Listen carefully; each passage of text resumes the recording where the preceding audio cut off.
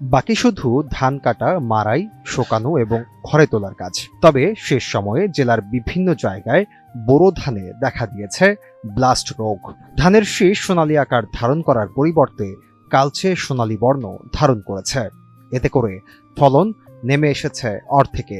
দাঁড়ানো ধান হইলো মরা, আর সিগি ধান হইলো ভালো। যে আমাদের যে খরচা তাতে মনে করেন যে কাটা খরচা উঠে না। বিঘাতে ধান হয় 7 মণ 8 মণ, আর গত বছর হয়েছে 25-30 মণ। এবছর আমরা খালি কাটতাছি ক্ষেত পরিষ্কারের জন্য। কৃষকরা বলছেন প্রতি বিঘা জমিতে খরচ হয়েছে 10 থেকে 12,000 টাকা।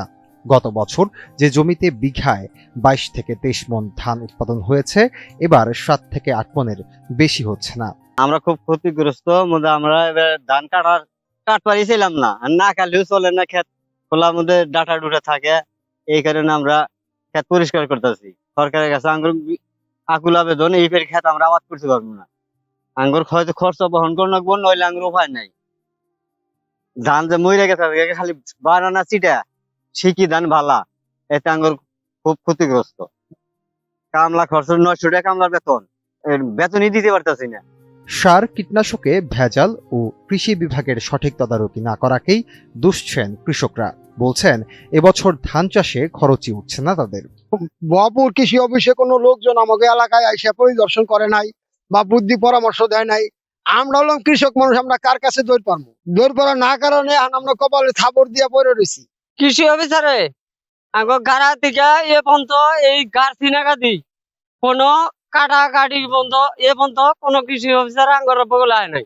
সরকারের কাছে আমরা এটা ক্ষতিপূরণ চাই। আমি 80 বছর দিয়ে আবাদ করতেছি, কিন্তু এবার সমস্ত এরকম ধান ইয়ানিকা করতে হয়নিকা।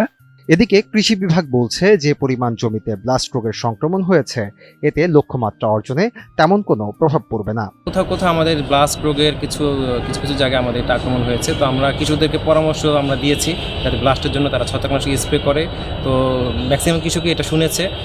যেটা সামান্য জায়গা হয়েছে সেটা আমাদের ফলনে তেমন কোনো প্রভাব পড়বে না।